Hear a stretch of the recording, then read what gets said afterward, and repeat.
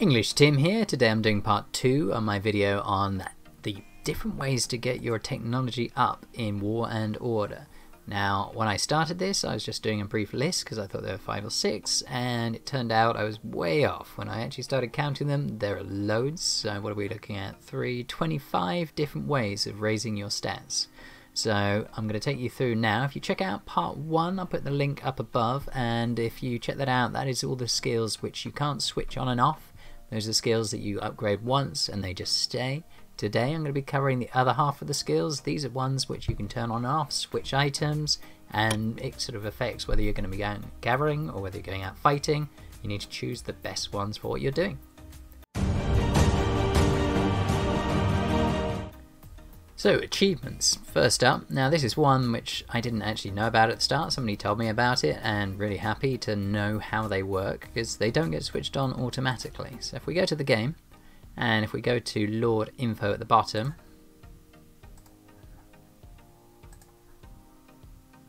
now achievements are at the bottom here.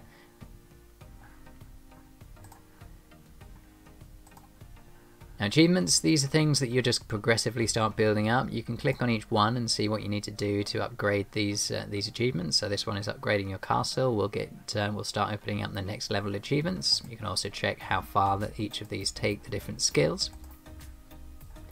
Now, these aren't immediately equipped, so when you start getting them, they won't just apply. You need to go in here and choose whichever ones you want.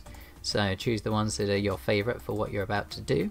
And as I say, these are switchable, so you can choose whichever one is most appropriate for what you need. So just go through, have a look.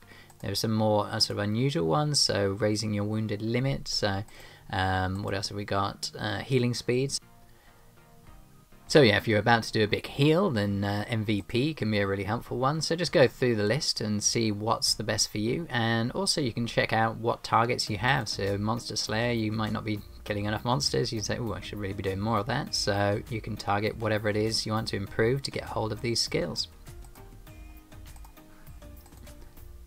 And then we've got Alliance skills. Now if you're an R4 and R5 that you're able to use these. If you're not, you may not be able to yet, so ask if you can, or ask if somebody can turn those skills on. Okay, so if you go to your Alliance, then if you go to the Alliance Temple, and then we've got Alliance skills here, so you can switch on any of these if you've got a high enough rank. And these will have a limited amount of time, and they also have a cooldown on them, so you can't keep using them back to back. You can see the cooldowns are pretty long, so it looks like a week for a lot of these. So check out the different skills and see what benefits they have, something to use as a team to improve your performance.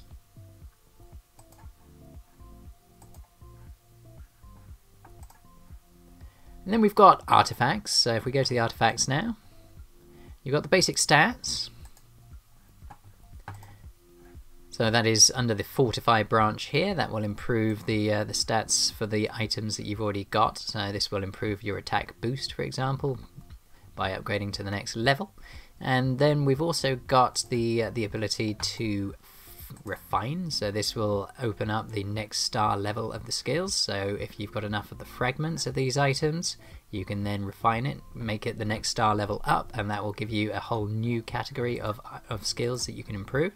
So you can see here each star level will improve each of these. Now finally, for the yellow items, the gold items, you can also evolve them. So this is beyond the level I've got currently. However, that will give you some extra special skills here. So you can see this one, for example, will select a castle to make its defense troops reduce damage dealt for 12 hours by 6%. So yeah, they've each got their own unique skill, and you can choose which of those to activate. And then we've got the beasts, so you've got the beast skills. So if we go up here, you can actually choose which skill you want to activate. So you can switch skills, and there's a list here of all the different skills you have. You need to upgrade each one individually. Now you can get the same skill multiple times. For a minute I thought that must be some kind of a mistake, but what you could do is apply the same skill multiple times. So you could then have multiple boosts of the same skill over and over. So you could so you can choose a range of different skills. You can switch those out for whatever you're about to do is the best for what you're doing. So for wounded conversion, if you're about to do an attack, you're going to lose a lot of troops. Wounded conversion could be very helpful, and each of the different beasts, you'll have your own choice of skills that you can use. We've then got beast skins. This one, I say I haven't activated the skins yet, but it looks a lot like you might be able to select one or the other, so whether you can switch between them, that'll be fun. Now these you can check out what your beast specifically has as its skills and see which one you want to target. And now if we go to our castle and go to decorations, there's a few in here that are really easy to miss. So we've got castle skins. Now these, some of them do come with a boost, so an attack boost for example. So just before going out fighting you might want to put on a skin. It doesn't just look pretty, some of them are actually helpful as well to make your stats that little bit better. You've also got designations, so this is something that you will have won from doing very well on an event. So yeah, don't forget to apply those if you have them and you're about to go into a good battle. In the city as well, we've got your city buffs. This one here has got loads of different things you can do, so you can increase your HP, your attack bonuses, and you can usually spend gems to get hold of the lower level items. The higher level items, looks like you're going to have to use events to win them as awards, or you may be able to purchase them. So lots of different ones here, so again, just before you go fighting, make sure you check and see if you want to use any of these buffs. And then we've got the Colossus here, so that does open up later in the game, so you may not be able to see it yet, but once this is open you can improve all of your stats here. So you've got lots of different abilities, each one can be upgraded. You can use 2 different items, actually Titan crystals, to upgrade it from level to level, and then every once in a while you need to use an advance, so when you're on a multiple of 5 I think you then need to use a different item, and each of these again you'll see the stats below that activate to improve the fighting ability. And the higher the level of your Colossus, you'll also then be able to unlock the Colossus skill, so I've not done that as yet. However, you can switch all of these. Sorry, my note on this is you can change them out. So if you go to the cog at the top right, you can have different setups, so you can choose different Colossi to use on different events. So have a check, see what the other skills are for the other Colossi, and see what kind of stat boosts that you might be able to get. And then we've got one of the big ticket items, that's equipment. So if we go into your blacksmith and into the forge, now you've got all these items here. To equip them you need to go to your lord, and then you've got the slots here that you can add them to. Now these you can switch around. You may have a lower level item, but that lower level item might have special skills that make it worth changing over. So you could have a gathering speed boost or a building boost, research speed boost. There's all sorts of awesome things that you can do with this equipment. So when you're doing your upgrades, really work out what you want to target. Make sure you're targeting the right skills. If you're only using cavalry and mages, then you only want to try and target gear which will improve either of those two. You don't want to have too many stats for troops you're not going to be using, so really important. And switching it out, again you can have a different setups available. Now these ones are free to switch, so feel free to have a play and have different setups for everything that you might be doing. Then we've got your lord, so your lord skills, so you can switch here between your different branches that you may have set up. So I've got one for development, one for war. You may have something that's a bit more of a mishmash as well. There are 3 slots available. Now you want to focus obviously on the war branch if you're going to be fighting. So check out that war branch. Now you want to make sure that you're using the skills that are applying to the troops that you currently have. So if you're only using 2 types, as is generally recommended, then make sure you focus your skills going down the branch to choose those 2.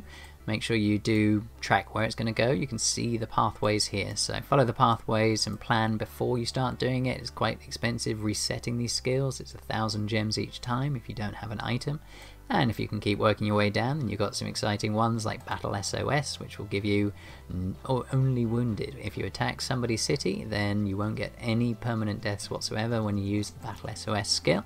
So there's some unusual ones, so check them out, see what other ones that take your interest. Now if you've got an event like Strongest Lord, there are days where you've got to gather, so if you check out the ability to increase your gathering speed, so it might well be worth doing that to improve your performance, get those better prizes. And finally we've got the VIP, so if you check out your portrait at the top and then that little red banner, that's your VIP level. Now the different levels that you can get to increases the value of this. So if you are, I'm currently VIP 7, so I can get a resource output boost of 35%. Now it does cost gems to keep that running if you've not collected enough of these items. So 7 days, 1,600 gems, it's quite a lot, but the amount you'd spend if you're using gems to get resources. Now if you compare the other ones as well, you get a higher wounded limit, so it'll protect a lot of troops if you do get attacked. Monster speed attacks make that a little bit easier. Stamina recovery being quicker, that'll mean you can get more materials, more resources. So again, these are all very valuable. So if you can do this, and once you get to VIP 8, there's a 5% boost to your attack as well. So the further up you go, the better that will get. So if you can activate it, definitely worth considering activating it as much as you can. So I am EnglishTim, thanks for watching my video. If you enjoy my content, don't forget to hit that subscribe button and click on the notification bell to get updates about future videos. And check out my channel, I've got a War and Order playlist here, so hopefully there'll be something that takes your fancy. If you're a new player, started since November the 29th, 2021, I have a gift code. You can use EnglishTim with a capital E and a capital T, no space, and you'll get some free stuff, so hopefully that's some nice stuff. Otherwise, thanks for watching my video.